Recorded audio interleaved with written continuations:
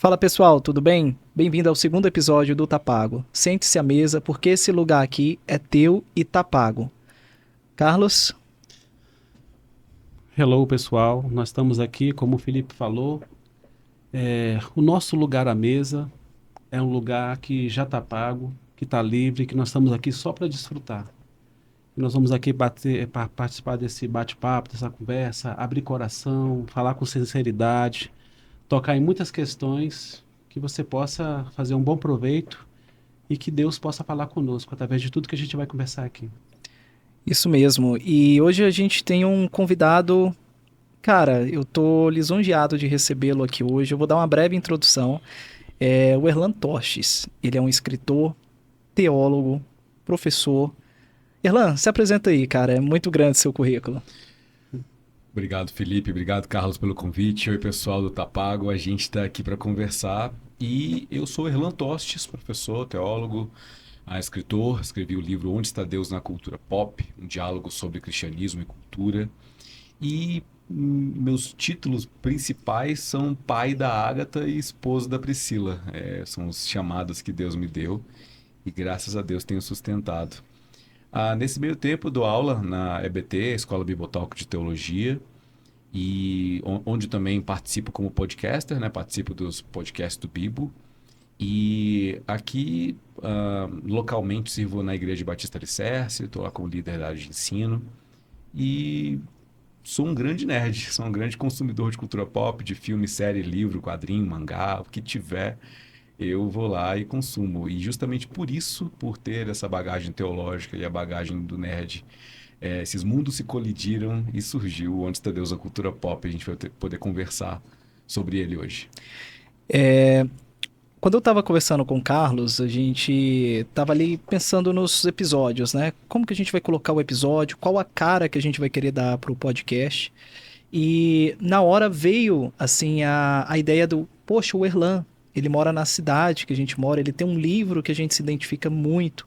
Então vamos convidá-lo ali, porque um papo sobre cultura, sobre questões do pop, do popular, né? Seria algo assim incrível para que a gente pudesse ali abrir as portas e se conectar com o público que a gente deseja, né?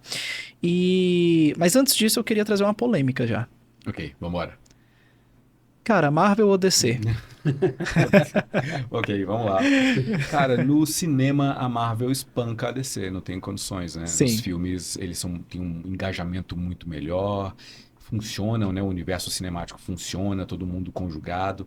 A DC demorou para tentar fazer os filmes se conversarem, demorou para fazer aquilo ficar um entretenimento, né? Filme de herói é filme para adolescente e jovem. Aham. A gente que é velho assiste porque a gente quer rememorar a nostalgia.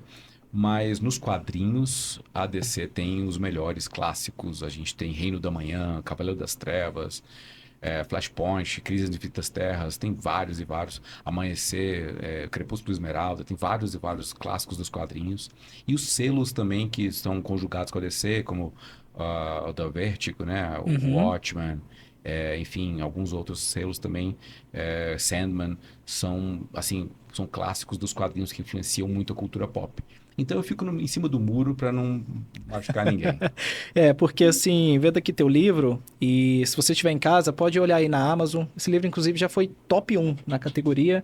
É, tem várias referências aqui, né? Eu vejo que tem um Superman, tem um quadrinho aqui do Homem-Aranha, tem um Wall-E, tem a Mulher Maravilha, tem um Ryu, o Homem de Ferro. Então, o carro aqui de Volta para o Futuro. Então, o livro, ele já me encantou pela capa, porque vindo dessa cultura, vindo ali, consumindo muito disso aqui, é um livro que eu criei uma conexão com a capa dele. Legal. Então, julgando o livro pela capa, excelente. Mas quando eu entro no conteúdo do livro, eu consigo perceber ali detalhes e nuances que você consegue descrever muito bem algumas questões culturais Uhum. do nosso dia a dia e consegue desmistificar e com muita leveza traduzir nos trazer ali o conhecimento. Isso aqui eu imagino que são anos e anos de pesquisa, né? Sim. O que que te levou a escrever esse livro? Bom, eu recebi o convite da editora Thomas Nelson Brasil para escrever esse livro sob curadoria do Rodrigo Bibo, né, do Biotalk. para responder algumas questões básicas do cristianismo, da igreja, de pessoas que estão chegando à fé agora. Então, meu livro faz parte de uma coleção onde os títulos são perguntas. Então, tem Teologia esfria o crente, a mulher pode ser pastora, a igreja apoiou Hitler, o que acontece com os povos não alcançados, o cristão pode beber. E aí o meu fala sobre cultura pop. O que fazer com o filme, com a série, com o livro que está falando contra o evangelho, que tem alguma mensagem que não é cristã por si. Então, eu tenho uma proposta de balizas de avaliação. Então, o que é a obra cultural? É só uma expressão de criação do ser humano. Uhum. E toda criação precisa ser avaliada. Tudo que eu faço, eu avalio. Um pão que um padeiro faz, às vezes ele passou, tá mais escurinho, ou às vezes não está tão bem assado, ou ele já, enfim, já passou da validade. A gente avalia. Então, um filme, uma série, um livro, tudo a gente avalia também. Só que os critérios que a gente utiliza são os do reino de Deus. Essa é a minha proposta no livro. Legal. E você acredita que Deus ele também pode se revelar através da arte? O salmista diz que os céus revelam a glória de Deus, né? Então, a criação revela o Criador. Então, o ser humano se revela na arte, eu diria. Uhum. O ser humano revela aquilo que ele adora, aquilo que ele acredita, aquilo que ele entende como o fundamento último da sua vida.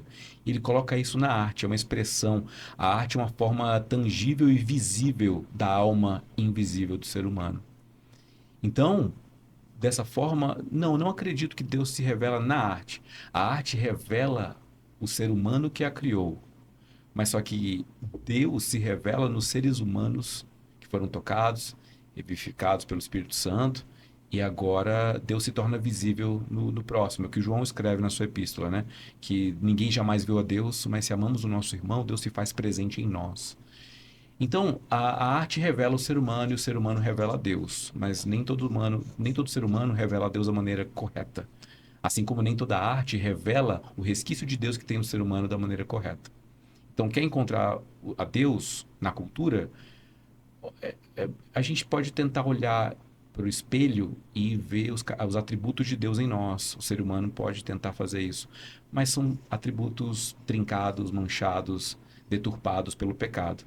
Então, a gente encontra a Deus plenamente em Jesus Cristo. Ele que é a tradução perfeita, ele é a obra-prima, enfim, por excelência. Então, eu não iria pelo caminho de encontrar Deus na arte. A gente encontra Deus onde Deus quer nos encontrar. Pode ser no caminho para Damasco, pode ser no Santo dos Santos, pode ser no quarto secreto. Mas cabe a Deus nos tocar para se fazer visível. Uhum. Pois é, Irlan, quando nós nos deparamos com esse livro, né, e com tudo que você colocou ali, foi tanto uma coisa que tocou muito o Felipe quanto me tocou, e essa pergunta ela me pega, né? Onde está Deus?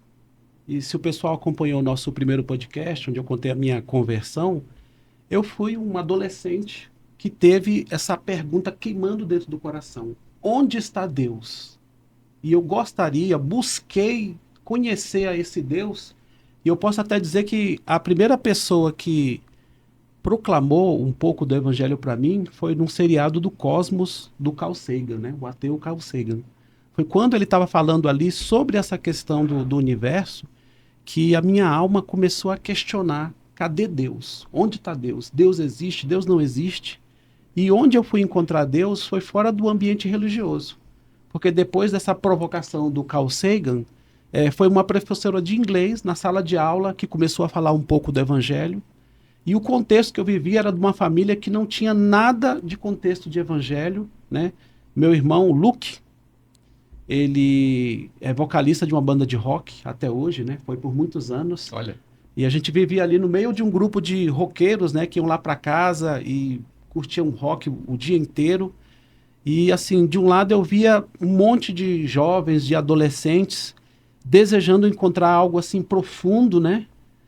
Querendo viver experiências diferentes através das drogas, através do rock, através da música, através de filmes. E a minha alma tinha essa impressão: onde está Deus? Onde está Deus? E aí eu aproveito para perguntar aí dentro do seu livro, você coloca onde está Deus na cultura pop? Eu faço um pouco a pergunta do inverso, né? Existem jovens no meio dessa cultura, consumindo esses livros, consumindo esse material, que de alguma forma eles estão tateando, tentando encontrar algo que no fundo é Deus. Esses jovens estão procurando Deus na cultura pop. O que você pode falar aí da juventude de hoje?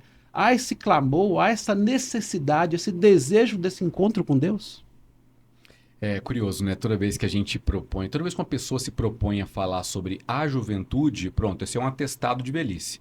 Então, ok, aceito, estou velho e vou falar da geração da juventude. Existe uma evidência de busca. Toda vez que você se manifesta de uma forma, você está demonstrando que você busca algo, algo que falta. Sempre falta algo em nós. E alguém que vai para o rumo das drogas, alguém que vai para o rumo do entretenimento, do prazer ilimitado, essas pessoas estão querendo preencher um buraco no seu coração, né? Uma atribuição a Dostoiévski, um autor russo, fala que o homem tem um buraco no seu coração do tamanho de Deus e tenta preencher com tudo, com a luxúria, com o orgulho, com a ira, com os prazeres do mundo, com as riquezas, com o poder. Só que Deus é infinito. Então você pode tentar colocar tudo que existe neste mundo material no seu coração e você não vai conseguir. Vai ficar sempre faltando, né? Tem um buraco.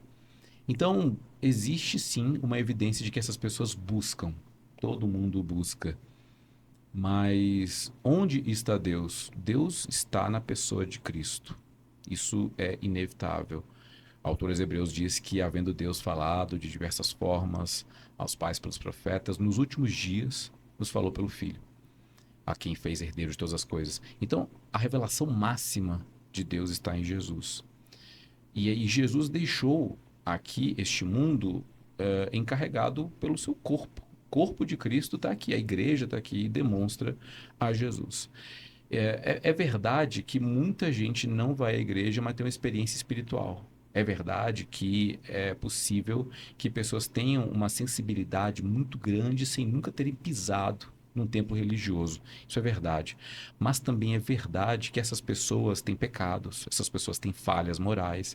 E por quê? Porque são seres humanos, todos nós temos, se for olhar a minha ficha corrida, aqui essa mesa inteira, de tanto de pecado, problema que eu tenho. Todo mundo tem. A evidência que nós temos e o fundamento que nós utilizamos para falar sobre a exclusividade de Jesus é que ele é o único que perdoa, porque ele foi o único que morreu. E se ele foi o único que morreu, é lá que Jesus está, é lá que Deus está. Então, a cultura pop tem elementos que tocam em alguns elementos redentivos. Na cruz, no sacrifício, no amor ao próximo, num filme que mostra uma mãe que ama o filho da melhor maneira, num desenho que mostra lá o Toy Story, eles unidos para morrerem juntos, queimados ali. Spoiler do quarto filme, perdão. Mas esse é o terceiro, inclusive. Mas esses elementos tocam porque são mensagens universais. O amor é uma mensagem universal. A dor também é uma mensagem universal, a angústia é uma mensagem universal. E a arte toca todas essas mensagens.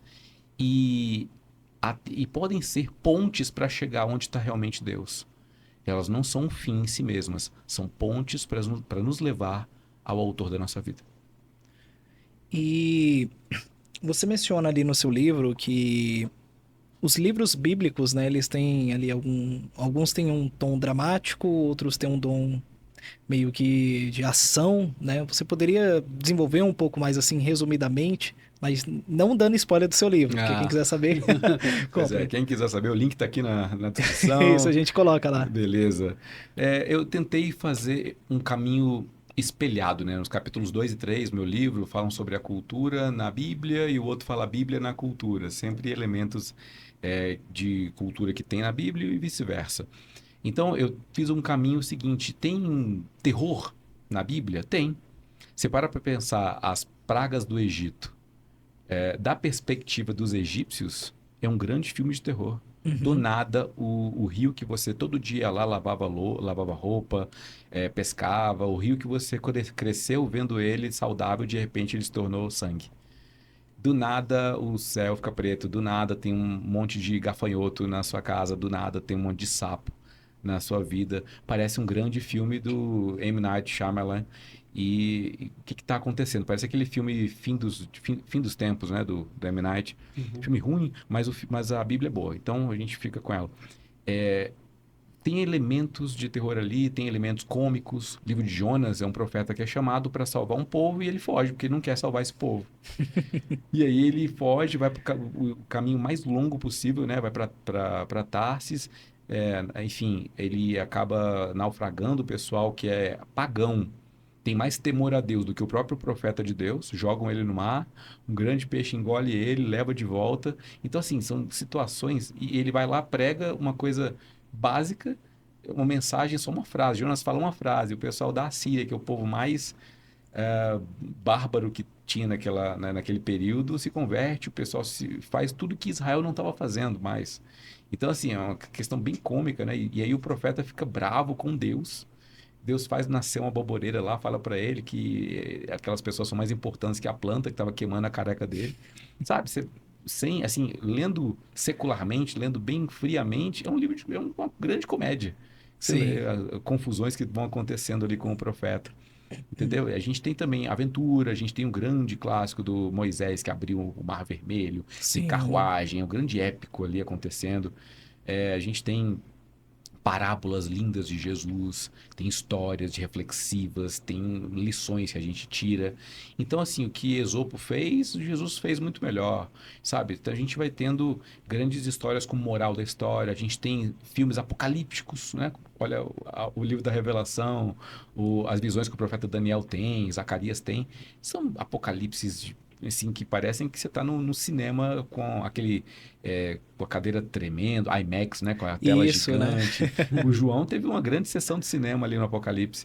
Então, assim, a gente tem elementos culturais na Bíblia, até porque a Bíblia é um livro cultural próprio das suas culturas, dos seus 1500 anos de escrita. Tem muitas culturas, tem um idioma, tem expressões idiomáticas, tem é, elementos geográficos, né, específicos, culturais específicos. Enfim, a Bíblia é muito rica, muito rica. Quem quiser um manual de cultura, é só abrir a escritura.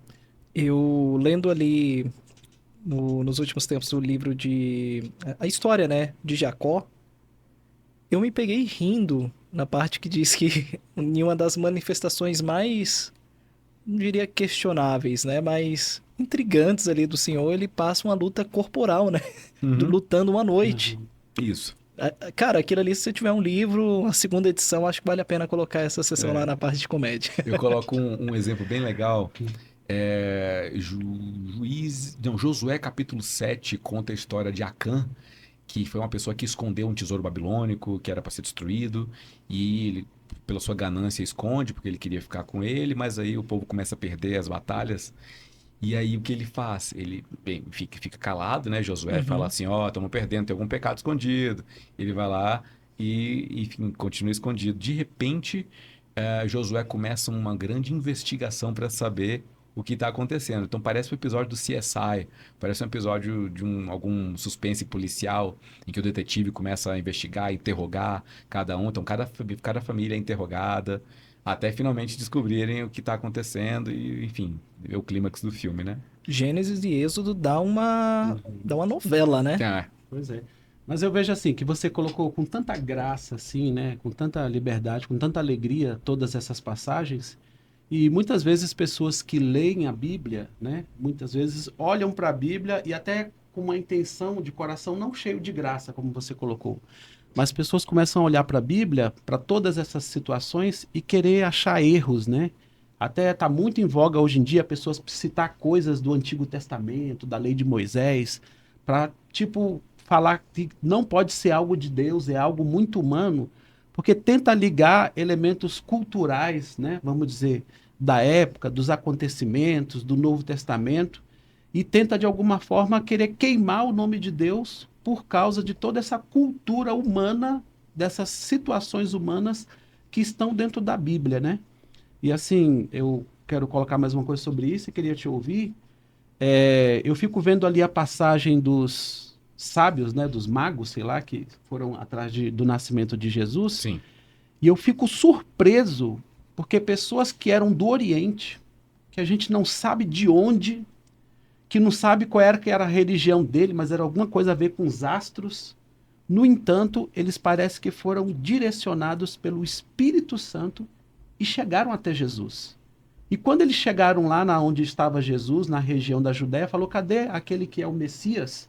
Aí vem o rei Herodes, né, e junta lá os teólogos que tinham conhecimento profundo das Escrituras e Isso. vão examinar e falou bem assim: parece que é isso mesmo que a Bíblia diz, que o Messias vai nascer em tal lugar. Mas eu pego essa cena e eu vejo o seguinte: às vezes pessoas que estão tão focados no estudo das Escrituras, como havia teólogos ali perto de Herodes, não estavam prontos para ser direcionados pelo Espírito Santo para chegar até Jesus. E às vezes pessoas que estavam numa outra cultura, né, no meio de uma coisa estranha, foram direcionados pelo Espírito e chegaram até Jesus. Então, existe um Espírito Santo, existe Deus por detrás de toda essa cultura da Bíblia, que às vezes pode nos guiar para esse caminho até Jesus. Mas essas questões culturais, essas histórias da Bíblia, essas leis antigas, isso pode nublar, atrapalhar, como muitos acusam, de que uma pessoa chegue a Deus por meio da Bíblia? Existem distanciamentos naturais entre nós e o texto. Tem mais de 10 mil quilômetros entre Brasília, onde a gente está gravando esse episódio, e Jerusalém. Então tem um distanciamento espacial que, enfim, quando a gente lê algumas descrições do Monte Tabor, eu não faço ideia do que é o Monte Tabor. Eu conheço montes ali em Goiás. Montes, a Chapada dos Veadeiros eu conheço. Eu não conheço o Monte Sinai, não conheço. Então é natural que a gente fique um pouco distanciado disso. Tem um distanciamento temporal. O livro mais recente da Bíblia tem quase 2000 anos, né? Apocalipse, final da década de 90 do primeiro século. E o mais antigo, 3.500 anos, sendo conservador ali com Gênesis e Êxodo ou Jó. Então, faz muito tempo que o texto foi escrito e, por exemplo, a gente pega textos aqui brasileiros, pega Machado de Assis, já na primeira fase dele romantista, a gente tem um pouquinho de dificuldade com os adjetivos que ele escolhe para colocar nos personagens dele. Quanto mais milênios de distância, né? E tem um distanciamento cultural também. É um outro sistema de organização social, político, econômico, filosófico. Conceitos morais são diferentes. Então é uma sociedade que se organiza de maneira agrária, muito pautada na pecuária, criação de gado, plantação para subsistência, são pessoas nômades. A gente mora numa casa, tem gente que mora numa casa para sempre, nasce e morre nessa mesma casa. A gente está falando de Abraão que morreu sem ter um terreno, comprou um terreno para enterrar a esposa. E ele ficou vagando por muito tempo. Então são configurações diferentes, né? E como que a gente faz para nos aproximarmos desse texto que tem tantos distanciamentos? A gente vai estudar e vai se aprofundar para poder retirar algumas objeções naturais. Poxa, eu não quero. Esse texto é muito, muito estranho, muito antigo, ele não comunica nada. Como você disse, né? Que alguém pode falar. Isso aqui é muito humano, como é que vai ter algo divino? A grande beleza é que Deus mescla o humano com o divino. Ele dá uma mensagem eterna em um contexto terreno, em uma cultura terrena. Vamos pegar um exemplo que alguém poderia falar uma crítica, fazer uma crítica. Levítico capítulo 11 tem uma lista de animais puros e impuros, imundos e permitidos à alimentação. Aí tem a lista de aves, tem várias aves lá. E uma dessas aves listadas em Levítico 11 é o morcego. Só que a gente sabe que morcego é um mamífero. Isso. Morcego não é ave. Mas 3.500 anos atrás, o povo não tinha essa ideia. Se voa, tá valendo, é ave. Deus não saberia que o morcego ele tem um celoma, ele tem uma estrutura com ovário, ele é, enfim, na classificação de mamífero, ele não sabia disso? Claro que sabia, ele mesmo criou. Só que aquele povo estava dentro de uma cultura que não precisava dessa particularidade para transmitir a ordem de puro e impuro. Até porque se for comer um morcego, o pessoal poderia morrer, passar mal e tal. Era uma lei mais sanitária. Então, para respeitar a limitação cultural e cognitiva daquele povo, é morcego e tá tudo certo, é ave, tudo bem, e vamos embora. E tá tudo bem. Porque a Bíblia é um livro sobre salvação, sobre o plano eterno de salvação. Não é um livro de ciências, não é um livro de física. Eu não consigo resolver uma equação de segundo grau lendo a Bíblia. Eu não consigo. Eu não consigo saber qual que é a relação trigonométrica seno, cosseno, tangente. Não tem um livro bíblico que fala sobre isso. Mas eu consigo saber como resolver o problema do pecado e como habitar eternamente com Deus. Como ter o Espírito Santo morando comigo e me ajudando, a intercedendo por mim. Então, é por isso que a gente respeita a cultura, respeita os limites e dialoga com ela, porque foi o que Deus escolheu fazer, inclusive na encarnação do Filho, que é 100% homem e 100% Deus. Aquilo que é terreno e aquilo que é divino, unido. Eu costumo falar o seguinte, que a Bíblia não tem resposta para todas as nossas curiosidades, né? A Bíblia não tem resposta para todas as nossas questões, mas ela tem resposta para tudo que é necessário para que a gente conheça Deus, para que a gente tenha essa graça, né, de viver com Ele, de ser salvo, e para que a gente tenha condições de viver com o próximo e amar com o próximo. Então, existem objetivos com a escrita, né, com a inspiração de Deus através das Escrituras. E esses objetivos não têm a ver com as nossas curiosidades, mas têm a ver com revelar seu Filho e sua graça, né, a cada um de nós. Por isso que, até colocando também, que mesmo com todas essas restrições, dificuldades, distâncias, limitações, mas existe o Espírito Santo que tanto inspirou as Escrituras, como também Jesus disse, graças te dou, ó Pai, porque você não revelou essas coisas a sábios e entendidos, e sim aos meus pequeninos. Então o Espírito Santo ele pode nos guiar dentro das Escrituras para essa intimidade, para essa comunhão com Deus. Um ponto que você comentou aí, Carlos, e o Erlan desenvolveu aqui muito bem. Hoje a gente vê comumente pessoas tentando isolar versículos bíblicos, orientações, para passar uma falsa imagem de que aquilo é como se fosse uma moral absoluta. Tem um teólogo também, ele é bem famoso no YouTube, ele é americano, ele faz debates em universidades, é o Cliff Netchell, acho que é o nome dele. Sim. Tem um debate que ele está tendo com um ateísta que eu achei muito interessante, que o ateísta ele era um conhecedor da Bíblia. E ele rebatia ali com versículos, né? E ele coloca ali, que Deus é esse que orienta a não bater no escravo até que ele morra, né? E aí ele coloca ali, bom, pega o contexto da época, esse contexto agrário, o contexto da sociedade como um todo. Era o contexto no qual eles viviam. Então, o que Deus está colocando ali, ele não está colocando uma moral absoluta. O que ele está colocando é desconstruindo a imagem ao longo dos tempos, e a gente consegue ver isso, que aquilo ali ele entra como uma legislação moral. Ele está legislando, falando, não faça isso. Porém, lá no Novo Testamento, Paulo em Colossenses, eu deixei separado aqui, ele fala, senhores, tratem seus servos com justiça e igualdade, sabendo que vocês também têm um Senhor nos céus. Efésios 6:9, ele fala isso aqui também, né? Vocês, senhores, tratem seus servos da mesma forma. Então, ele, ao longo do tempo, ele vai desconstruindo. Então, para você que está assistindo aí a gente, se você pegar algum versículo, algo fora de contexto, tem uma frase que eu vi esse final de semana que eu vou levar para a vida. Um amigo meu, mesmo nome, Felipe, ele me passou aqui. Texto sem contexto é pretexto. Então, busque, aprofunde e desconfie se você vê algo assim que te leve a pensar por essa via, né? Mas voltando aqui, Erlan, no começo que você comentou que tem uma visão aí do mundo, da cultura, bem ampliada. Existe uma diferença entre a arte secular e a arte que o crente pode consumir? Ou tá tudo misturado, ou você já deu ali uma boa dica de como discernir, mas esse pensamento seu, culturalmente, ele é bem aceito por outras denominações, e se não é aceito, por que existe essa divergência cultural entre as várias denominações que a gente tem no Brasil? Perfeito, perfeito. Consumo de arte é muito. É um assunto muito polêmico porque as pessoas querem se proteger. Querem Uhum. proteger seus pares.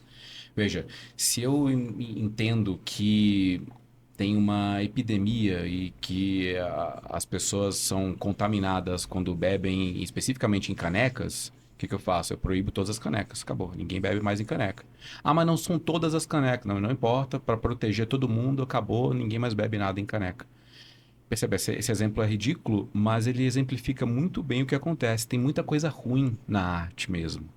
Tem muitas obras, muitos filmes, tem uma devassidão muito grande. Então, para evitar que você se contamine, então deixe de consumir tudo. Não veja mais filme, não leia nenhum livro que não seja da Bíblia, não veja nenhum filme que não seja bíblico, não veja nada, porque o conteúdo, o mundo jaz no maligno e agora acabou, não tem, você vai se contaminar. O grande problema dessa mentalidade, que é piedosa, é bonita, é ok, eu quero proteger as pessoas que eu amo.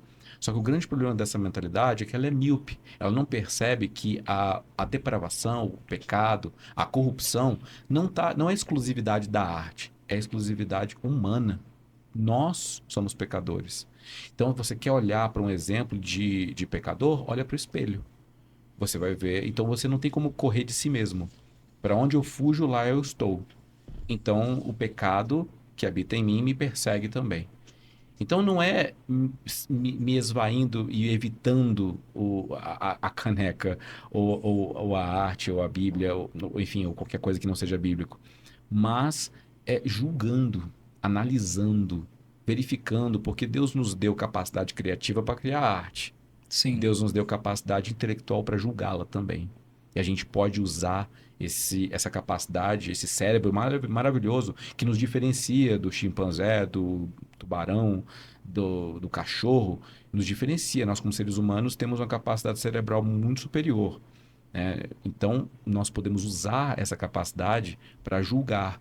E com quais os critérios? Existem critérios técnicos, né? Uma boa música, uma música pobre, uma rima rica, uma rima pobre. A gente tem critérios técnicos. Mas minha proposta são critérios espirituais, critérios morais, critérios que vêm do reino de Deus. Um Deus que cria. Deus cria criadores. Nós, seres humanos, somos criadores. E nós precisamos avaliar esse tipo de criação pautados no Criador dos criadores. E ele é Deus. Uhum. Você falando aí sobre essa questão de, vamos dizer, problemas na cultura, coisas estranhas, coisas que são ruins, né? Eu fico pensando sobre Israel. Parece que houve toda uma construção de muitos milênios, né? Para tentar formar ali uma cultura que, se a gente fosse falar, existe uma cultura que foi construída por Deus, talvez alguém possa dizer que o Velho Testamento foi algo que foi uma tentativa de construir uma cultura com festas, né? Com situações, com rituais, com modelos, né? Com imagens, construída por Deus para tentar formar a ideia naquele povo. E mesmo tendo essa cultura meio que construída por Deus, o que que acabou acontecendo? O povo ficou muito preso à imagem e não ao sentido. Ficou muito preso à lei e não ao coração da lei. Ficou muito preso às festas e não ao ato profético da festa. E aí, quando Jesus chega, parece que uma das barreiras para que ele fosse aceito fosse essa própria cultura enrijecida, endurecida de Israel. E aí, por que que eu puxo isso? Que assim, a cultura pode ter muitas armadilhas, ou ela pode parecer muito boa, mas no final das contas, o Senhor, ele está caçando ali corações de verdadeiros adoradores que desejem a esse Deus que está às vezes escondido na cultura, por detrás da cultura, ou em algum lugar. Essa pergunta, onde está Deus? Quem tem esse coração e deseja Deus, Deus quer se revelar. Muitas vezes até através de elementos da cultura. Mas quando a cultura se endurece, se enrijece, ela própria, mesmo parecendo ser boa, ser cristã, ser evangélica, ser católica, ser israelita, ela própria pode se tornar uma barreira para encontrar Deus, né? O que você tem a dizer? É curioso você ter citado Israel, né? Você pega para pensar como que surge Israel como nação. A gente tem o livro de Gênesis, né, que até o capítulo 11 conta a história do mundo, a criação do mundo. Do finalzinho do capítulo 11 para frente, a gente tem a história de Abraão, Abraão e sua família. O chamado de Abraão, a promessa que ele teria vários filhos. E aí a gente vai vendo a história dele, depois de Isaac e Jacó e seus irmãos. E eles vão vão para o Egito e passam-se 400 anos, eles se multiplicam, então essa descendência de Abraão se multiplica, né? E ainda não tem Israel. Você tem hebreus, pessoas descendentes lá do Ivrim, que é ascendente do Abraão, né? Você tem essa massa de pessoas que está há 400 anos no Egito. A cultura das pessoas que saíram do Egito no Êxodo é egípcia. As pessoas são egípcias. De mente, de filosofia, de política, toda a religião, a construção cultural das pessoas que saem do Egito é egípcia. Polêmico, hein? Então Deus precisa desconstruir todo o Egito que tem dentro daquele povo. Então vem todo um período ali, a gente está falando de Êxodo, né? Até capítulo 12, Páscoa, 14 eles saem do Egito, 15, Cântico de Miriam. E aí começa um período onde leis vão sendo dadas até o capítulo 20 com os 10 mandamentos. 21 em diante, mais leis específicas vão sendo dadas ao povo. Que leis? Há leis para mostrar o seguinte: tudo que vocês aprenderam lá no Egito, esquece, joga fora. Agora vocês vão aprender isso aqui, ó. Isso aqui é certo e isso aqui é errado. Vocês devem fazer isso aqui e devem refazer isso aqui. Então a desconstrução foi necessária, ou seja, um processo de desculturamento para a criação de uma nova cultura. E essa cultura não é plena, ela vai ser plena lá em Cristo. Jesus, ele é o ápice da revelação. Só que começa, que é que nem um bebê, você não dá um livro de física quântica para um bebê. Você não dá um livro assim complexo para um bebê. Você dá um beabá, você começa a caminhar, começa pouco a pouco com ele, bem devagarzinho, até ele estar maduro, e essa maturidade vem na época de Cristo, que nos ensina como amar o próximo e como amar a Deus. Tem uma dessas desconstruções, talvez a gente poderia fazer um link aqui com João Batista, que ele chega ali como uma pessoa para a época estranha, né? Ele é isolado, a alimentação dele, a maneira que ele fala, como Sim. se ele se isola da sociedade. E os fariseus ali, o pessoal julgou bastante a figura de João Batista, né? Por ele ser daquela maneira. E aí chega Jesus, mais descontraído, ele senta à mesa com os cobradores de impostos, ele fala com pessoas que os legalistas não falariam, né? Será que isso fazia parte dessa desconstrução? Ou era para mostrar, não importa como eu mandar o meu filho ou um mensageiro, vocês recusarão? João Batista, ele muito provavelmente era um nazireu, né? Era alguém da mesma consagrado tanto quanto Sansão foi, por exemplo, né? Nazireu é alguém separado mesmo para o ministério. Então, ele começa a fazer coisas que estão fora do status quo, do padrão da sociedade, porque tem um ministério muito específico dedicado à anunciação do Messias. Sim. Então ele é o grande carro-chefe, assim, o abre-alas que vem para mostrar o reino de Deus está vindo aí, está vindo alguém que eu não consigo nem desatar as sandálias, que é gigante. Então, assim, João Batista mostra, através de elementos culturais, na sua alimentação, Sim. no seu estilo de vida, que tem algo diferente. E, assim, fazendo uma aplicação para nós temos um estilo de vida diferente. A gente olha o mundo de uma maneira diferente. O reino de Deus é diferente, porque no reino de Deus o maior é o menor. Uhum. O Senhor é o servo, onde o último é o primeiro é o último. Quem quer guardar a própria vida perde, mas quem perder por amor a Deus, esse ganha a vida eterna. Então é sempre um reino de ponta cabeça, né? Para citar aqui um livro do Donald Crabbe, o reino de Deus é de ponta cabeça, é diferente de tudo, é contracultural, ele é diferente do modo de ser humano que está posto na sociedade. Inclusive hoje, a gente está falando de primeiro século, mas hoje também é uma sociedade consumista, uma sociedade ególatra, uma sociedade da aparência, onde o espelho é o senhor das pessoas.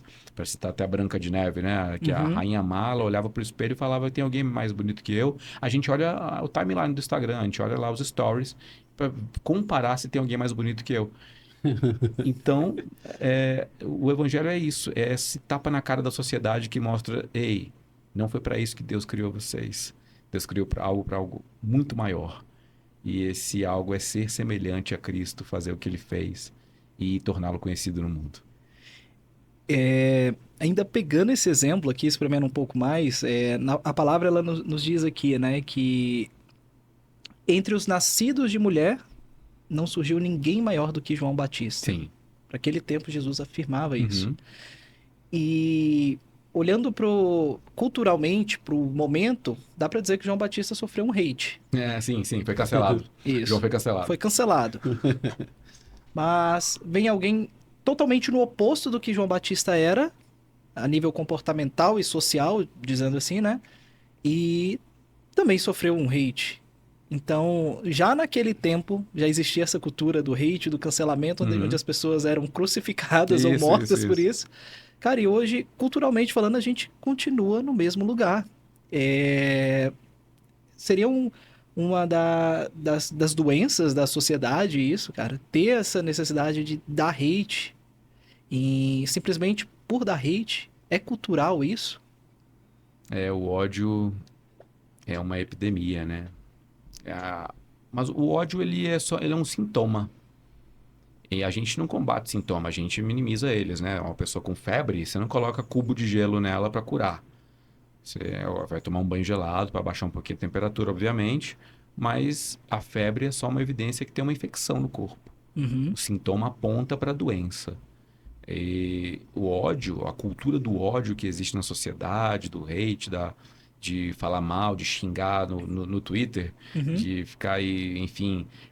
Você abre o Globoesporte.com, vai em qualquer matéria e vai lá nos comentários. Eu sempre faço isso.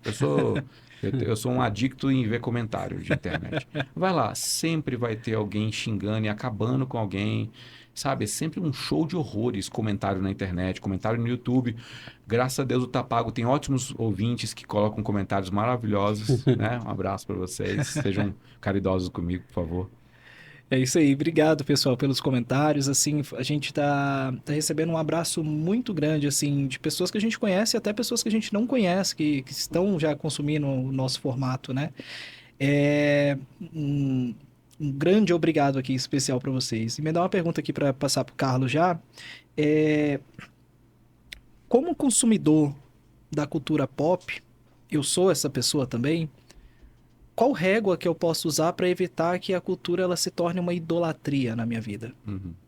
Que acabe tomando lugar que é até maior do que o meu relacionamento com o Senhor, por exemplo. Como que eu posso ir dosando isso? Se você tem alguma dica especial aí como um grande consumidor desses formatos ou se tem algum estudo direcionado para isso. Legal, a responsabilidade é grande. Vamos lá. No livro eu proponho algumas balizas, alguns critérios, mas eu gostaria de falar algo que não está no livro. Pode estar na segunda edição, vamos ver se a gente publica ela, né? Vamos esperar. Primeira mão. Profetizando já? Olha só, tem uma frase, eu não vou me lembrar quem a proferiu, mas fala o seguinte, que idolatria é você servir a um Deus que tem como objetivo apenas te abençoar e ele ignora o seu próximo. Ele abençoa você, mas o seu próximo tanto faz. Uma boa baliza é verificar aquilo que eu estou fazendo está abençoando alguém além de mim? Porque alguém poderia falar, nossa, mas isso aqui é maravilhoso, eu estou vendo aqui um filme impressionista alemão que tem uma crítica social maravilhosa e tal, tal. Beleza, mas alguém mais, além de você, está sendo abençoado? alguém mais, além de você, vai se beneficiar com isso, porque você pode, obviamente, assistir a algo que vai abençoar outras pessoas, que você vai usar esse conteúdo para outras pessoas. Então, no fim das contas, não é a cultura em si, ou o filme, uma obra, ou um livro que vai ser bênção ou maldição, mas o que você faz com ele.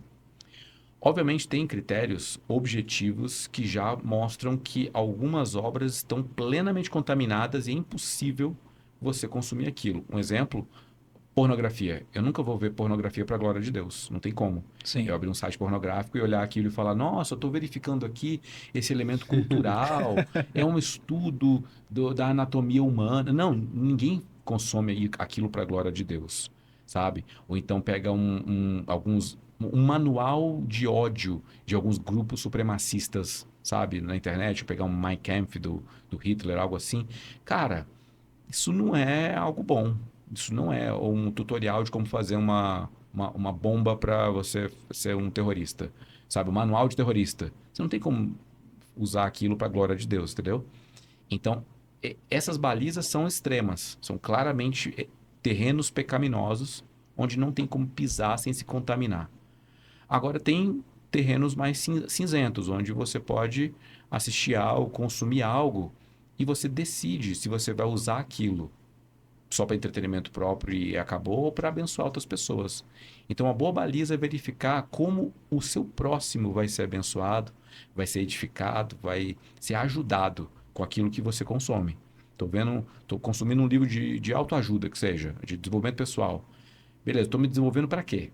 Para que eu me orgulhe de quem eu sou ou para que eu possa ajudar pessoas, para que eu possa ser um exemplo para as pessoas? Entendeu? É sempre nesse sentido. Então, agora voltando para o livro vai para caminhos onde eu verifico, eu faço uma autoanálise.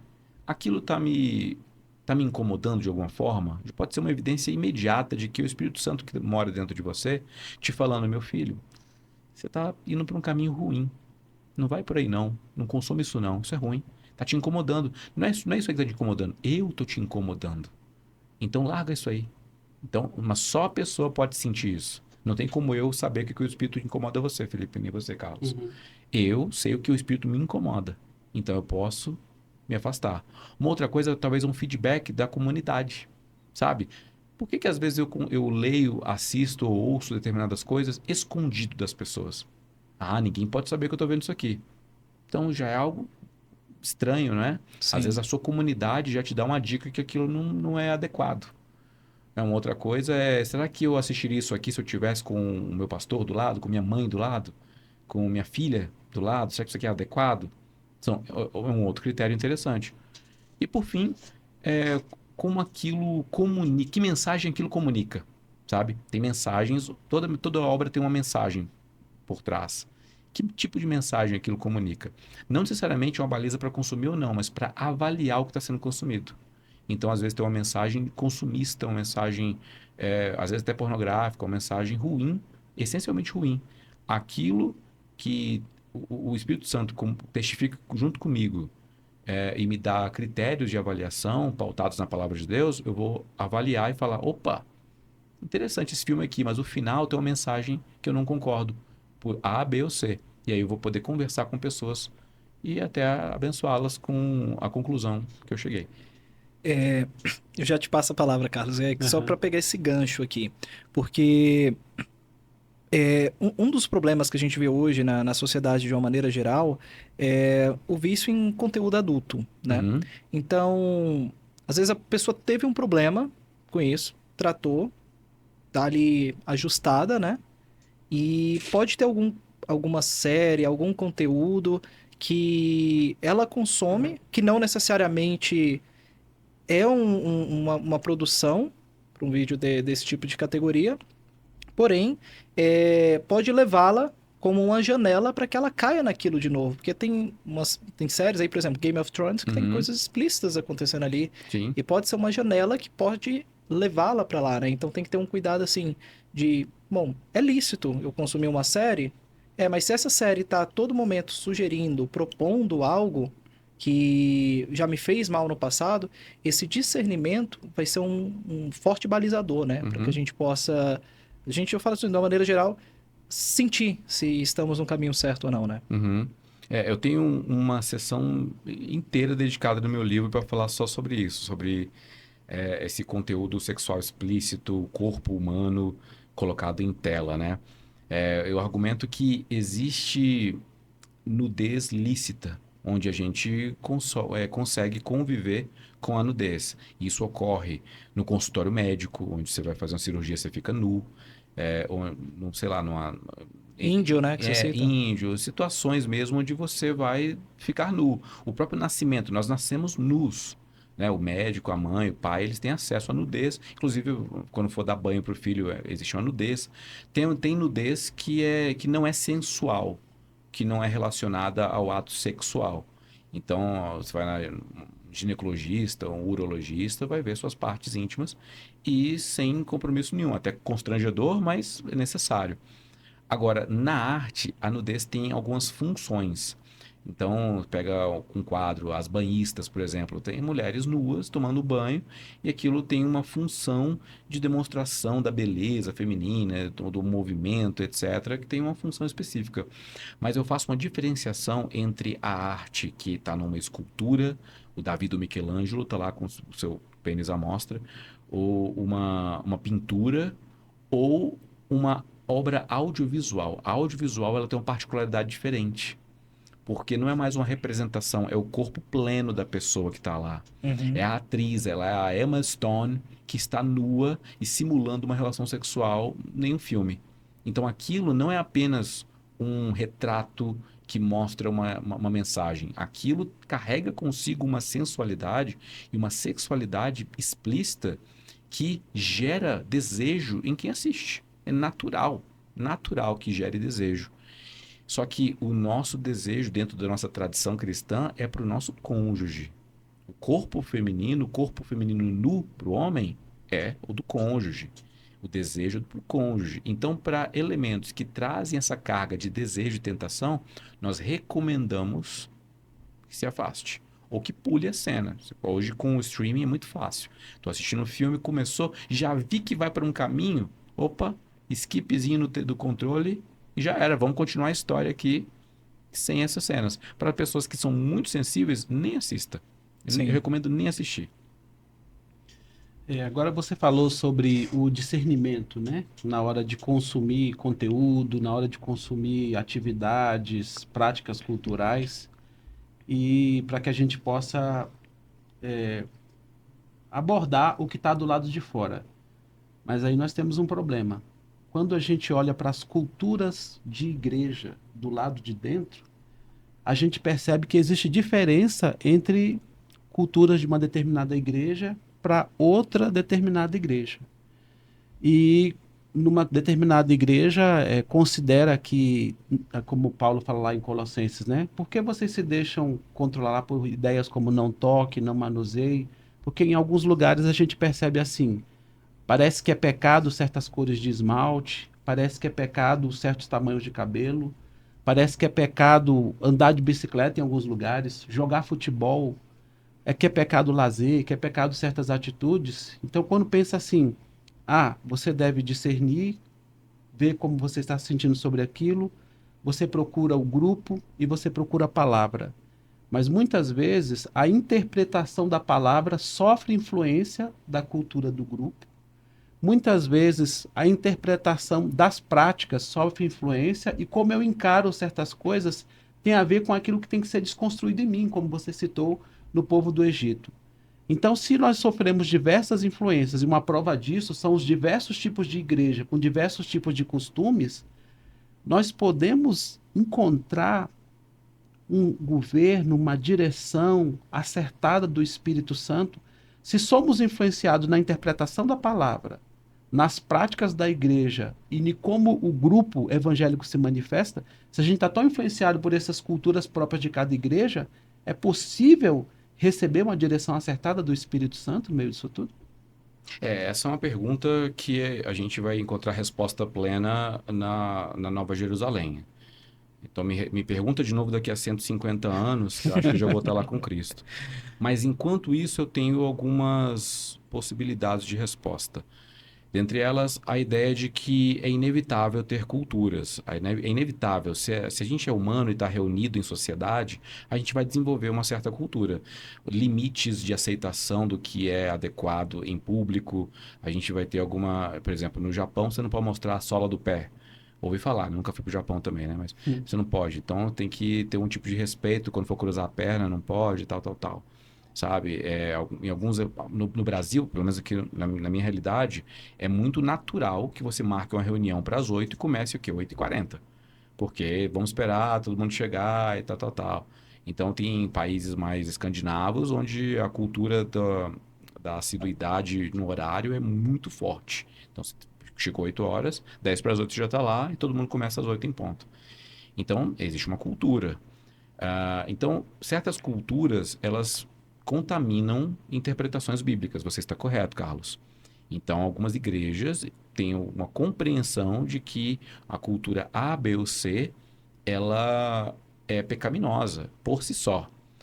Ela pode até ela não, a Bíblia não fala exatamente isso, mas como ela pode levar ao pecado, então a gente já corta ela como um todo. Vou pegar um exemplo, consumo de bebida alcoólica. A Bíblia não proíbe consumo de bebida alcoólica, a Bíblia proíbe embriaguez, descontrole, a vergonha. Mas só que só fica bêbado quem bebe. Então, para evitar esse problema, eu já corto tudo, então a igreja se torna abstêmia e proíbe a bebida como um todo. É uma prática, de novo, pensando no bem-estar, pensando na piedade, só que, honestamente, aquilo não é bíblico. Aquilo é só uma construção que ajuda as pessoas naquela comunidade em certa medida. Então, outra coisa, as mulheres usarem calça jeans ou não, ou saia, né? Tem comunidade aí que não pode, tem que só ser apenas saia. Não pode ser calça jeans porque ela marca ali o corpo, e etc. E as pessoas vão ficar olhando. E, de novo, o problema não é nem a calça, o problema nem é a bebida, o problema é o pecado. São as pessoas, o olhar das pessoas, o descontrole das pessoas, a glutonaria, a bebedice, a ideia do descontrole pecaminoso que gera vergonha e, enfim, escândalo para aquela comunidade. Então, culturas são criadas a partir disso. Em outro momento também é necessário verificar que quando da Reforma Protestante, no século XVI, ela ocorre em diversos países, Suíça, França, Alemanha, Inglaterra, Holanda, e de diversas formas. E, inclusive, vai gerar diferentes percepções sobre a mesma palavra. Então, vai ter uma igreja luterana, anglicana, presbiteriana, batista, a gente vai ter várias, enfim, várias igrejas nacionais nesse período. Então, a nossa unidade, respondendo a sua pergunta, Carlos, a nossa unidade não está na liturgia, não está no uso e costume, não está nem na cultura. Nossa unidade, eu diria que está na Bíblia. Nós cremos na Bíblia. E existe um conjunto de crenças interpretativas da Bíblia que a gente encontra no credo apostólico. Toda religião cristã, pode ser católico, romano, ortodoxo, oriental, pode ser da Antioquia, pode ser da igreja assíria, pode ser do norte da África, ou pode ser pentecostal, reformada, carismática, não importa qual a denominação, não importa a tradição cristã. Todo mundo vai concordar no credo apostólico. No creio em Deus Pai Todo-Poderoso, Criador dos céus e da terra, até creio no Espírito Santo, até o final, ressurreição da carne, amém. Todo o credo apostólico, todo mundo converge nele. E quem discorda, inclusive, é herege. Quem discorda de algum ponto ali é herege, porque nós cremos que aquilo é uma confissão antiquíssima que resume a crença cristã. Só que, de novo, pensando em círculos concêntricos, que nem uma cebola, você tem a primeira camada, depois vai expandindo, né, para fora, você vai tendo elementos. Então, todo mundo concorda que tem que batizar. A forma de batismo está num círculo um pouco mais externo. Alguns vão batizar de forma com efusão, com aspersão, de forma pedobatista ou credobatista, entendeu? Vai divergir por conta das tradições. Todo mundo concorda na ceia, mas alguns vão usar o vinho alcoólico, outros vão usar o suco de uva.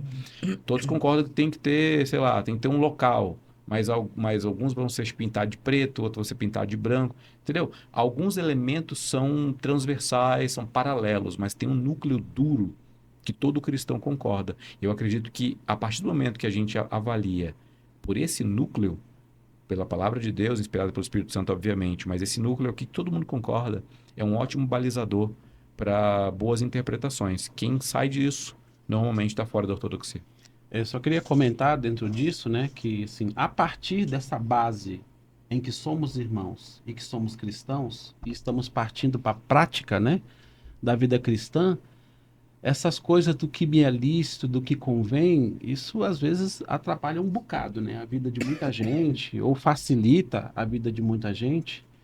Mas eu também entendo, né, chamo a atenção novamente para uma questão, né? Uma vez os fariseus chegaram perto de Jesus e provocaram ele falando: como é que nós vamos saber se essa doutrina que você está falando vem de Deus? E Jesus respondeu: se no seu coração você tem um desejo de obedecer a Deus, de agradar a Deus, vai te ser revelado que essa doutrina é dele. Então, o que acontece? Dentro da prática cristã, de muitas questões, a gente pode começar, sim, influenciado a nossa leitura da Bíblia, algumas práticas, algumas relações, a cultura da nossa igreja, a gente pode estar com muitas influências dentro desses outros camadas aí da cebola, né? Mas mesmo que a gente esteja com essas diversas influências, com esses diversos óculos, a Bíblia fala de duas coisas, né? Da gente ter um coração desejoso de conhecer a Deus, de caminhar com Ele, de agradar a Ele. E a Bíblia fala que o Senhor revela as coisas àqueles que são simples e humildes e não aos que se acham sábios e entendidos.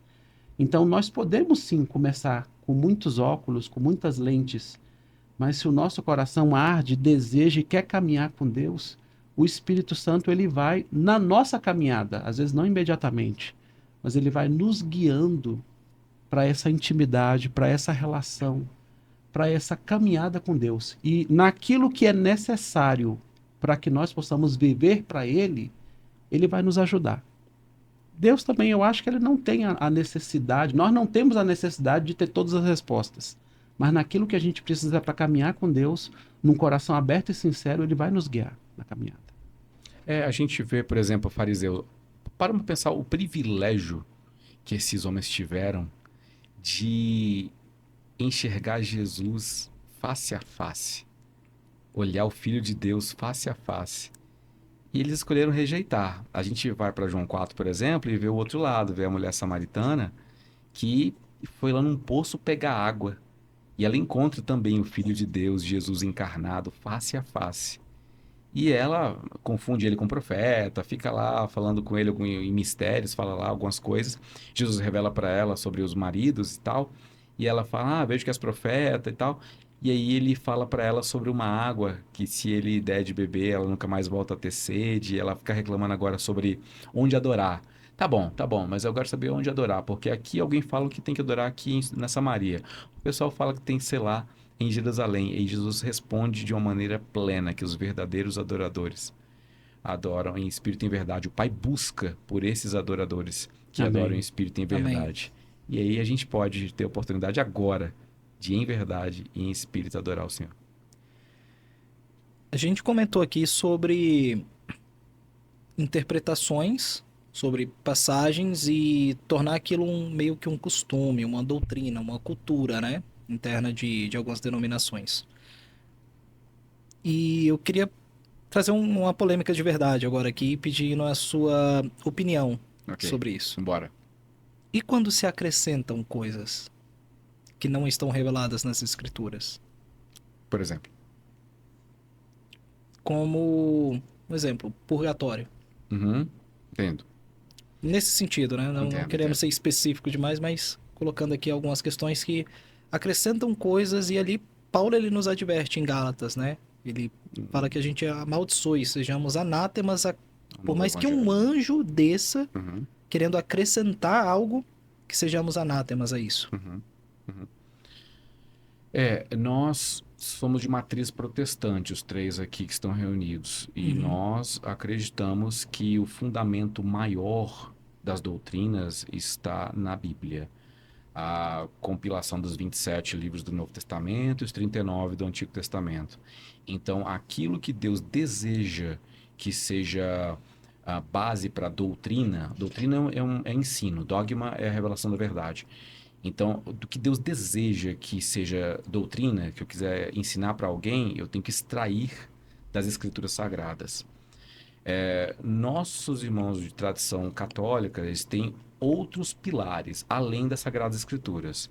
Tem o Santo Magistério, tem a Sagrada Sagradas Escritura Escrituras, Santo E a Magistério, e a tradição. tradição. a tradição da igreja.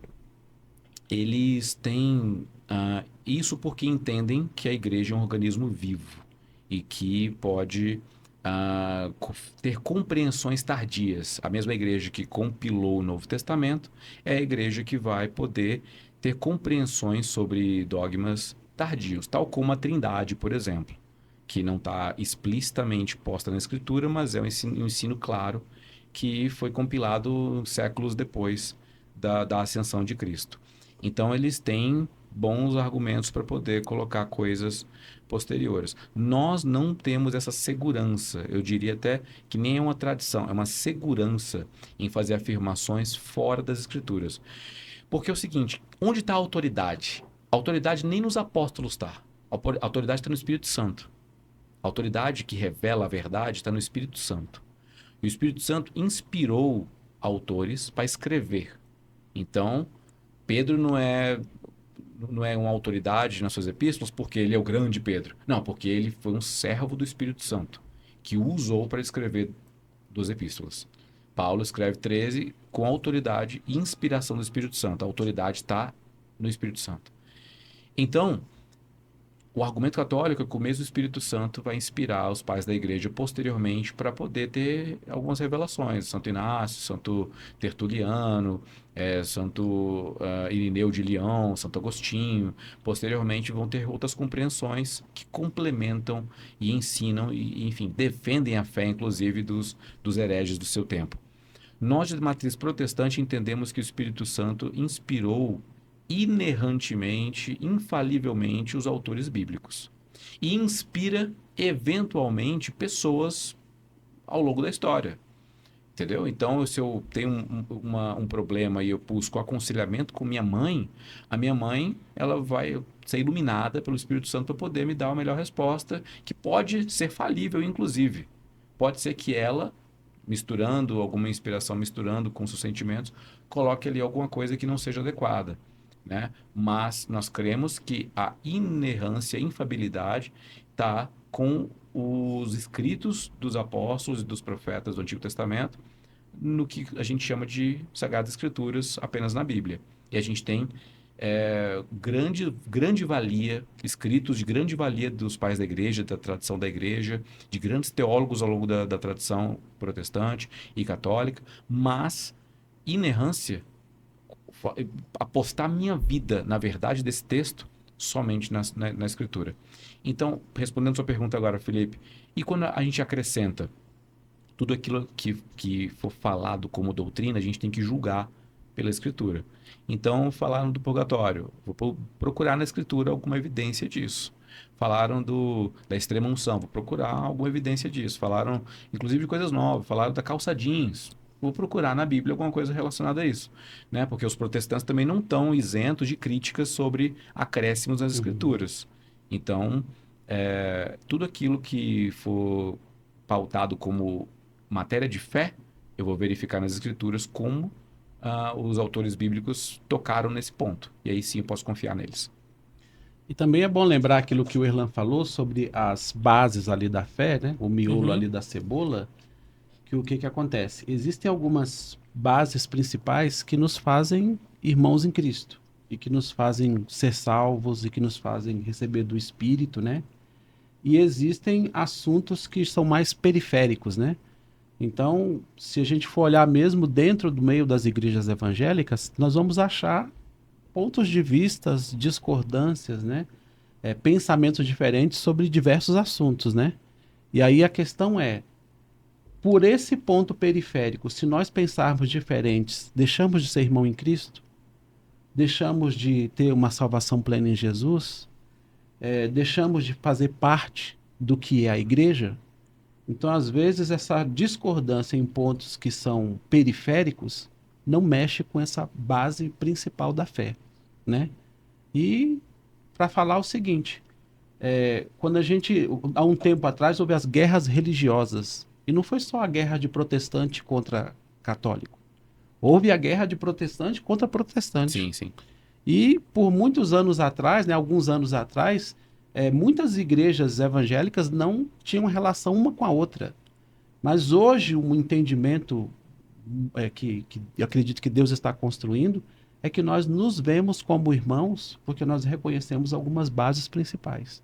E naquilo que é periférico, a gente fala o que o Erlan disse. Daqui a 150 anos, nós vamos ter uma resposta A clara gente sobre vai. isso. A gente vai sim. A gente tá se aproximando aqui do fim desse episódio. Cara, o tempo voou. Foi legal, foi legal. Eu tenho umas perguntas aqui que eu queria direcionar. Você tem mais alguma pergunta antes da gente... Gostaria apenas de tratar uma questão, né, nessa questão da cultura pop. Lá para os anos 70, 80, não vou lembrar bem das datas aqui, saiu o filme Jesus de Nazaré. E apresentou um Jesus sério, calado, sem emoções, né? Parecendo até meio autista, né? Com o cérebro funcionando de maneira diferente dos outros. Mas ele batia muito com uma ideia que a gente tinha de Jesus na época. Depois veio o Jesus de Mel Gibson, né? Centrado, forte, firme, Baita filme, né? baita filme com um propósito, né? Que suportou tudo, né? Mas muito sério. Depois chegou agora o The Chosen, né? Com um Jesus muito pop, né? Muito alegre, feliz. Não tem como não gostar daquele Jesus, né? É difícil ver alguém fazendo barreira. Mas eu fico pensando sobre essa questão da cultura pop, que é como se cada um desses Jesuses, né, que aparece por aí, fosse meio diferente uns dos outros. Acaba assim que parece que cada geração busca um tipo de Jesus, uma característica de Jesus que supre ali as suas necessidades. Então, quando a gente entende que Deus quer se manifestar através de Jesus, qual desses Jesus, né? Não exatamente desses três, mas se o Jesus que a gente vê sofre influências da cultura, do momento, da geração, nós podemos ter uma relação com o Jesus real? Essa pergunta é muito boa. Vamos lá, por que que Deus, quando vai colocar nas tábuas da lei os 10 mandamentos, um deles é não farás para ti imagem de escultura, de nada que está no céu, na terra, debaixo da terra. Não tem elementos celestes, né, visíveis, né? Nosso Deus é um Deus invisível. A gente vai em culturas orientais, a gente vê um monte de escultura, um monte de coisa muito, muito visível. E agora a gente serve a um Jesus que eu nunca vi, a um Deus que eu nunca vi, a um Espírito Santo que eu não sei como é visualmente, né? Então, esse Deus que nos é revelado através dos sentidos, obrigado, querido. Esse Deus que nos revela, que nos é escondido através dos sentidos, ele fala pra gente que devemos bem-aventurados aqueles que creram sem ver. Uhum. Então esses elementos aí ficam em segundo plano. Os 5 sentidos ficam em segundo plano, porque tem um sexto sentido, se a gente puder falar assim, que é um sentido espiritual, que esse sim é transformado, esse sim é tocado. Então, a gente vê no cinema várias representações de Deus.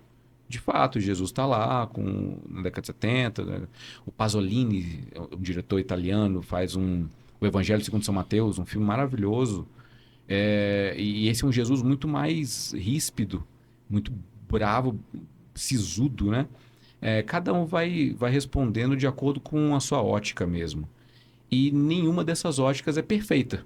Porque a gente não tem máquina do tempo para ver exatamente como que Jesus era. A gente tem escritos de como Jesus escolheu responder algumas questões. Mas eu não consigo saber. Tem uma música do J Neto que ele fala: não creio, não creio num Cristo vencido, cheio de amargura, semblante de dor.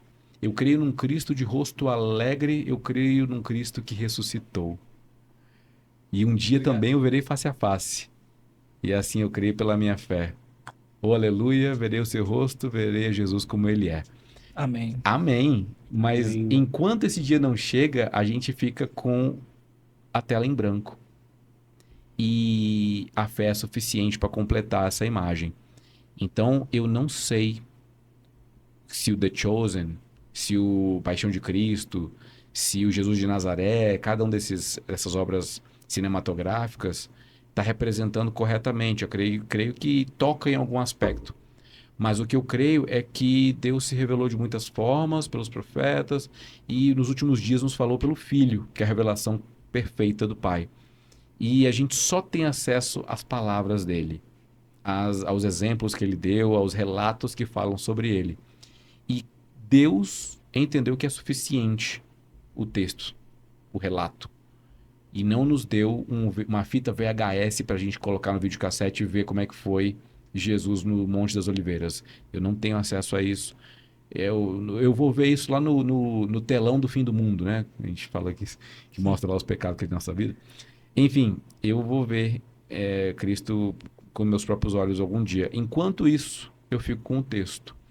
Então, cada autor vai fazer uma leitura específica. O cara do The Chosen põe um Jesus mais gente boa. O Mel Gibson põe um Jesus que sofre, que apanha o filme todinho, tadinho dele. O Jesus de Nazaré é mais absorto, assim, mais conceitual. E eu fico com as escrituras.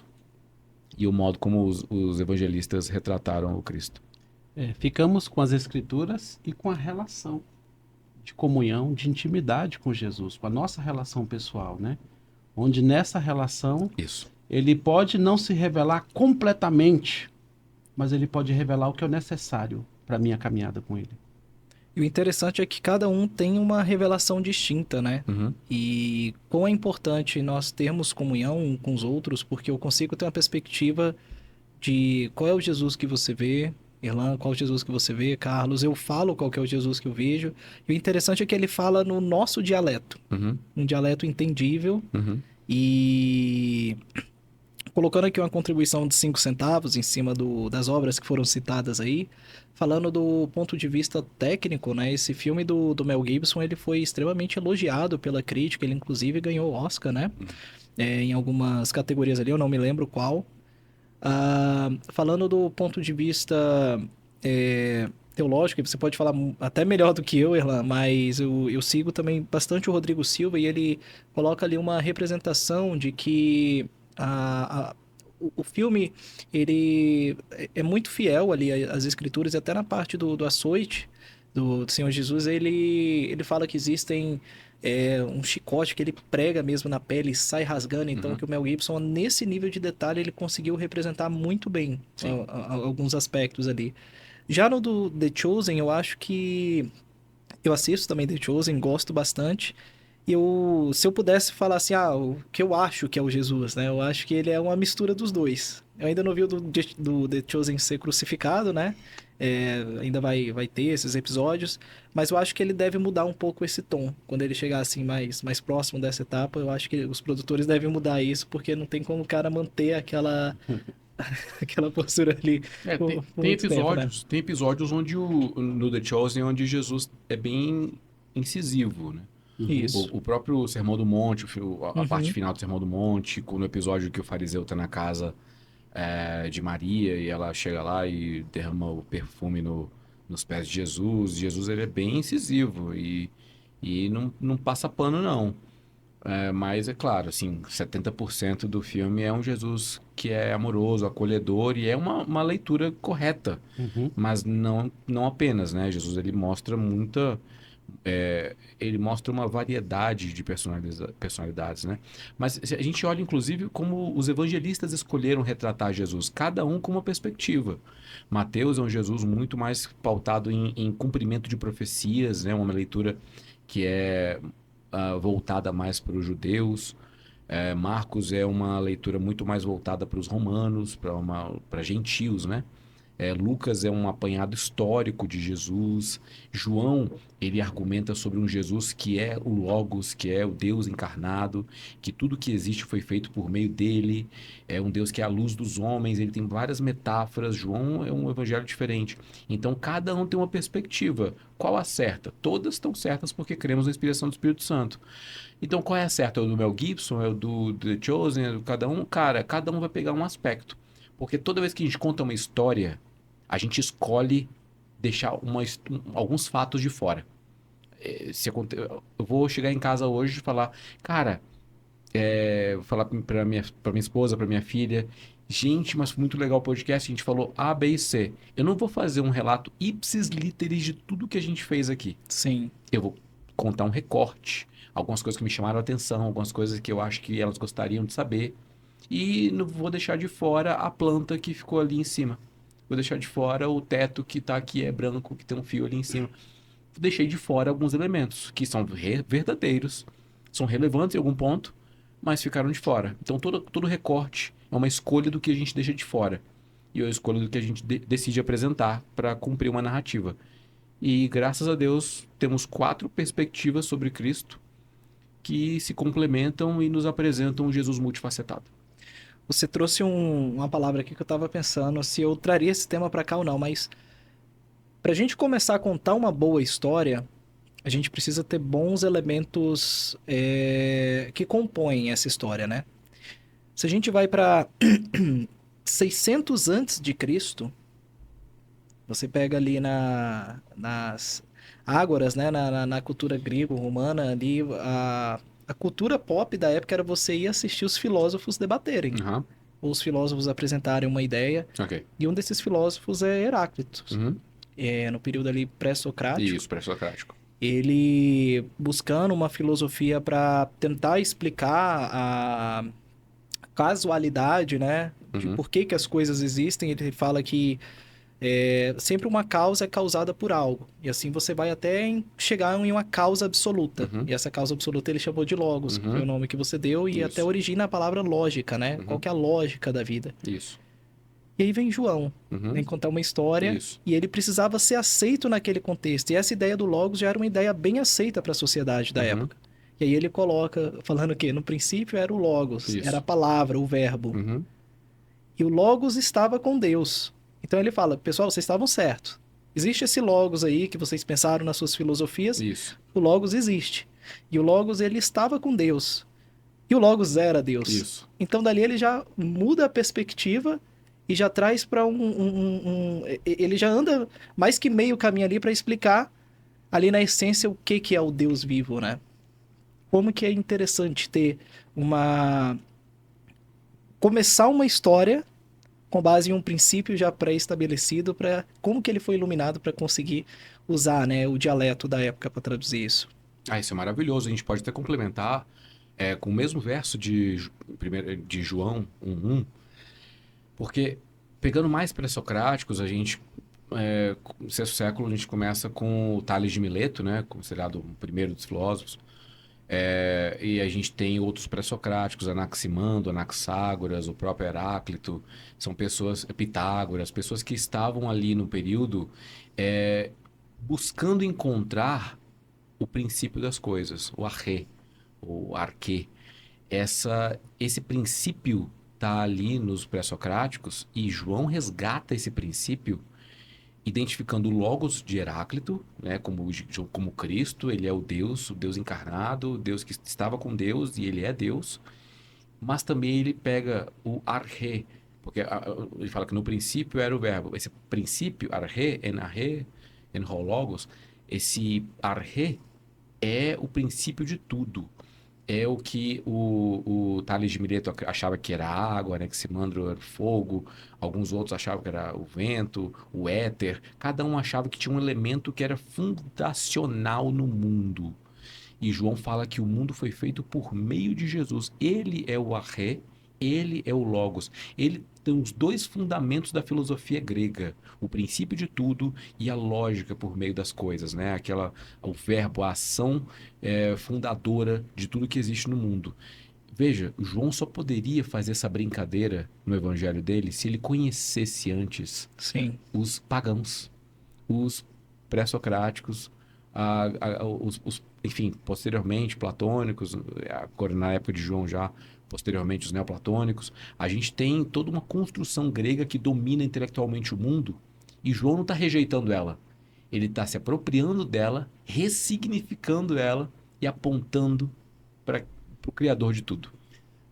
Indo dessa filosofia aí toda que você colocou profunda, né, que mostra essa relação de Jesus, e indo para um desafio prático, né?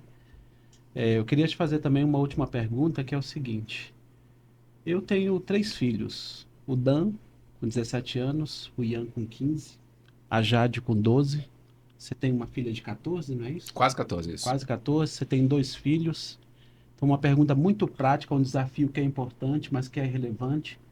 Como criar filhos no temor do Senhor, no meio dessa cultura pop, onde tem heróis, onde tem vilões, onde tem pornografia, como foi falado aqui, onde tem essa ideia que já está ultrapassada, mas que ainda está forte, de nova era, de tantas coisas, de bruxaria, de tantos pensamentos diversos, de tantas maneiras de ser família, onde a pessoa questiona a própria identidade muitas vezes. Como criar filhos no temor do Senhor no meio dessa geração, dessa cultura de hoje? Eu lembro, quando minha filha nasceu em 2011, quando ela fez 1 ano, 1 mês e 2 dias, ela deu o primeiro passo, sem cair. E eu gravei muito forte isso na minha mente. Mas eu só gravei essa informação porque eu estava lá, presente, vendo a minha filha evoluindo. Minha filha, ela andou de bicicleta, ela tinha 4 para 5 anos, com rodinha. A gente tem o vídeo até hoje dela lá na pracinha, lá em Goiás, ela andando de bicicleta. E eu lembro um pouquinho, quando ela cresceu um pouquinho mais, ela devia ter uns 7, a gente tirou a rodinha. E ela tomou o tombo, ela viu as coisas acontecendo, se machucou, depois ela conseguiu andar sem a rodinha. E eu só sei isso e tô falando para vocês porque eu estava lá, eu estava presente. E aí eu lembro que minha filha foi num acampamento, ela tinha 11 anos, e ela voltou para casa com um bilhetinho de um admirador secreto que ela teve lá, que um pessoal lá mandou uma cartinha para ela, cartinha de amor. Primeira coisa que ela faz quando desce do ônibus do acampamento e vem me dar um abraço é me entregar essa cartinha e falar: papai, olha isso aqui. Livrai-nos, né, Felipe? Então, eu só tô contando essas histórias para você porque eu estava lá. Presença é o diferencial.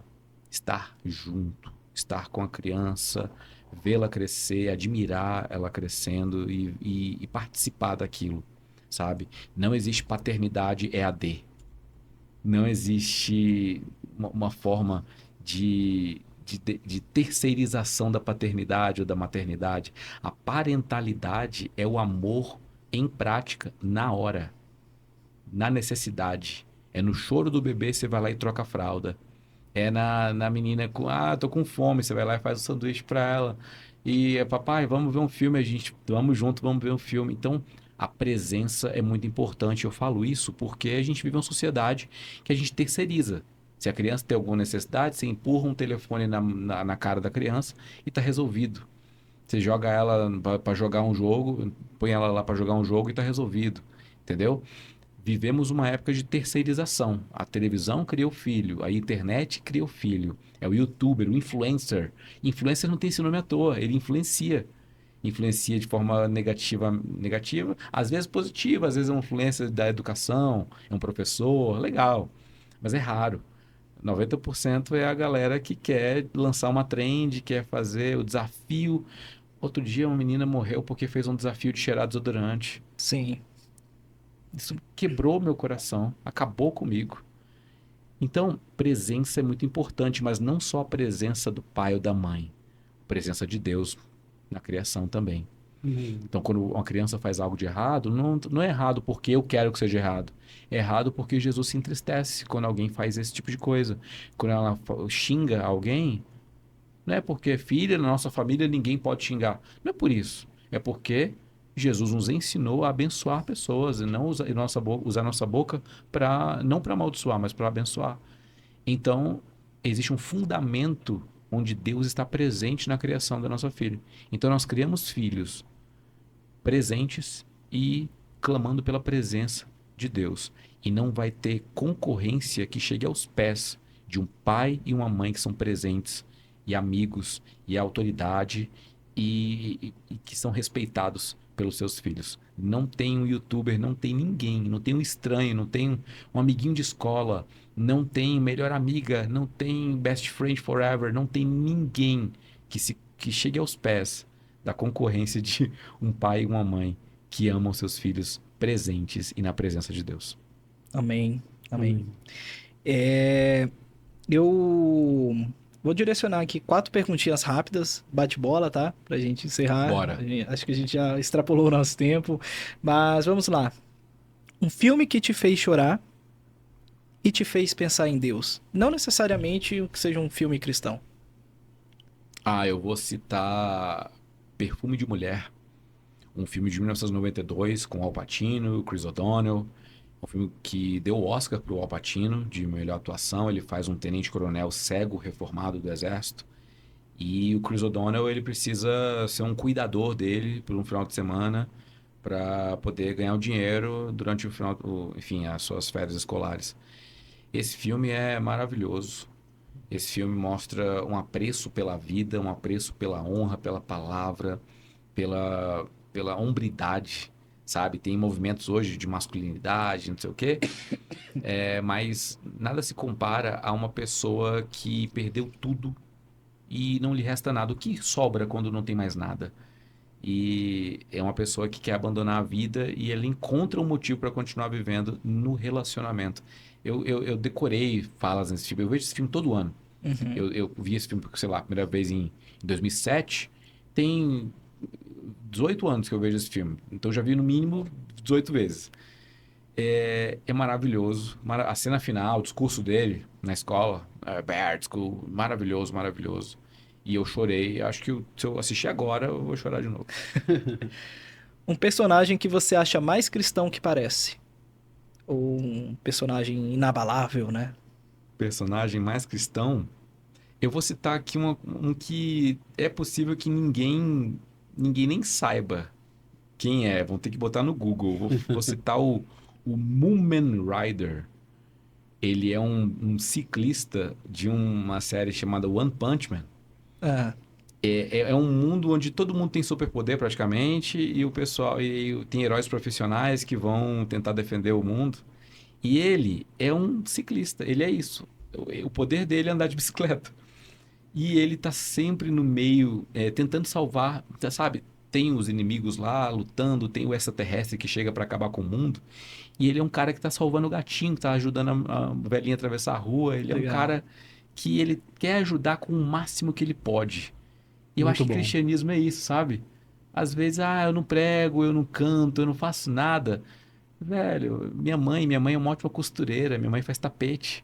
E ela faz para a glória de Deus, é o melhor que ela pode fazer. Amém. Aleluia. É que a gente possa usar nossos mínimos dons, não tem mínimo, né? Sempre é o máximo, para a glória de Deus.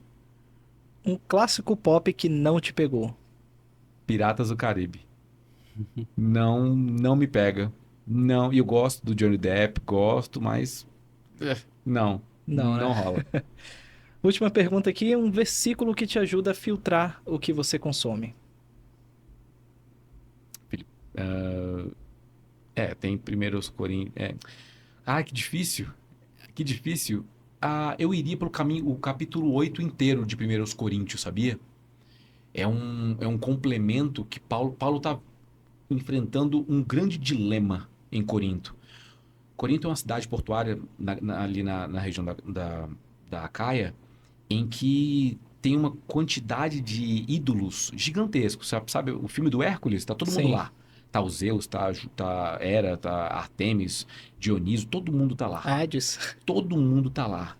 E tem o seu templo, o seu santuário. Então é uma cidade que borbulha idolatria a falsos deuses. E Paulo planta uma igreja lá. E o que acontece? Essa igreja Tem pessoas que são oriundas desse tipo de relacionamento com os falsos deuses. E aí, o que acontece? Quando alguém pega um boi e sacrifica para Zeus, queima lá a carne para Zeus e tal, a carne que sobra, a maminha, a fraldinha, ela é vendida no açougue. E aí o cristão vai lá e compra a carne. E aí cria uma crise, né, com um dilema. E aí, peraí, essa carne aqui é sacrificada para um ídolo. Eu vou consumir ou não? Aí Paulo, ele começa o capítulo 8 de 1 Coríntios falando, olha, todos temos conhecimento. Conhecimento de quê? De que isso aqui não é de verdade. Esse Zeus não existe. Essa estátua aqui não representa nada, porque isso aqui não existe. Todos temos esse conhecimento. Porém, o conhecimento, por si só, ele gera orgulho. Uhum. Ele precisa gerar amor. E é por isso que a gente escolhe, se o consumo dessa carne for escandalizar alguém, eu escolho me abster por amor àquela pessoa que tem uma consciência fraca, que ela não entende ainda que o Zeus não existe, que a Hera não existe. E não tem que ter medo desses ídolos falsos, desses deuses falsos. Então, o amor faz com que eu me abstenha para que essa pessoa não caia na fé. Então, acho que a maior baliza para o consumo da cultura pop, daquilo que a gente vê nas maiores expressões artísticas, é o amor. O amor tanto ao artista que produziu aquilo, e é uma pessoa que não necessariamente conhece a Jesus Cristo, é uma pessoa que na sua limitação fez algo, fez uma pintura, fez um filme, fez um livro, e existe um certo grau de graça ali que ela pode me abençoar, inclusive. O Saramago, um ateu português, escreve um livro, Ensaio sobre a Cegueira, que me tocou profundamente. E ele não crê nada em Deus. O Jorge Luiz Borges escreve ficções, me toca profundamente. Ele odeia a religião como um todo, é um grande ateu. Então, essas pessoas, mesmo odiando a Deus, elas foram criadas por Deus e têm atributos dele, bondade, misericórdia, justiça, senso, amor, manchados pelo pecado, mas ainda têm e nos tocam. Então, acredito, já para finalizar, acredito que a gente pode amar o artista, amar a Deus, amar ao nosso próximo, porque aí sim nós manifestamos o Deus verdadeiro, é no amor. É, tem alguma mensagem especial que você quer deixar para o público? Quer anunciar aí o seu livro? Divulgar suas redes sociais? Bom, pessoal, você encontra aqui na Amazon, encontra nas livrarias, Onde Está Deus na Cultura Pop. Inclusive, a vantagem de ter um nome peculiar é que você coloca no Google e eu sou o único, Erlan Tostes, que aparece. Vocês vão pegar minhas redes sociais lá. Se vocês colocarem no Instagram, Erlan Tostes, vão me achar. Colocarem Facebook, YouTube, você acha Erlan Tostes, lá estou. Então, fiquem à vontade para comprar. Link aqui embaixo, minhas redes sociais aí embaixo. E que Deus abençoe vocês. Espero que essa 1h30 que a gente ficou aqui não tenha sido jogada fora, mas tenha sido um insumo para que Deus toque no coração de vocês que estão aqui. Também, me despedindo também, só queria te dar um presentinho. Olha. Creio que você é um conhecedor das Escrituras, né? É o Evangelho Encoberto, que fala apenas sobre as influências culturais que às vezes pode anuviar, encobrir algumas coisas das Escrituras. Então, fazer uma meditação, mas é muito interessante, me tocou muito. Muito obrigado. Eu vou ler hoje ainda. Agradecendo aqui a presença, Erlan, muito obrigado, tá? A gente falou aqui de um tema, só para finalizar, de uma fatalidade com a criança que aconteceu em cima de um movimento, né, um desafio de internet. O Carlos e a esposa dele, eles fazem um trabalho bem edificante na sociedade, dando palestras nas escolas, para os pais, sobre diversos temas, né, desde do bullying ao abuso infantil. E agora em maio a gente está, assim, se chama o Maio Laranja, né, uma iniciativa aí do governo para fazer toda essa parte de conscientização em cima do combate à exploração e abuso sexual infantil no Brasil. Então, o nosso próximo episódio vai ser com a Késia. Ela é psicóloga, ela é escritora também, ela já tem livros publicados para crianças e para pais de crianças também, como prevenir essas questões, né, de abuso, orientações e tudo mais. E no nosso próximo episódio nós teremos ela aqui conosco. Você quer dar uma prévia aí, Carlos? Não? Não. Tá. Tá ok, então tá no ao vivo aqui, pessoal. Então, até o nosso próximo episódio. Até mais.